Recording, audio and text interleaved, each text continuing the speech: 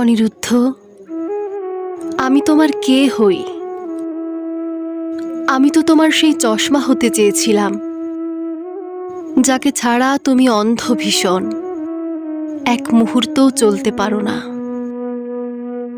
আমি শুধু তোমার সেই অপ্রকাশিত কবিতা হতে চেয়েছিলাম, যাকে জনসমক্ষে আনতে তুমি ভয় পাও খুব।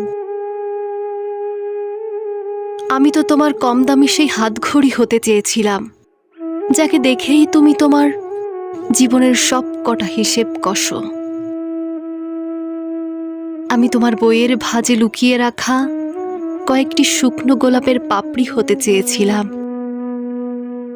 পড়তে পড়তে ক্লান্ত হয়ে যার কথা তোমার হঠাৎই মনে পড়ে যাবে। আমি তোমার মধ্যবিত্ত ঘরের বারান্দায় সদ্য ফুটে ওঠা ওই নয়নতারা হতে চেয়েছিলাম, হাজারটা ব্যস্ততা ফেলেও যাকে তুমি রোজ দুবেলা যত্ন করো।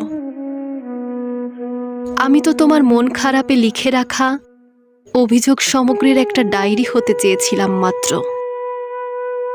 কই, এসব কিছুই তো করতে পারলে না আমায় তুমি।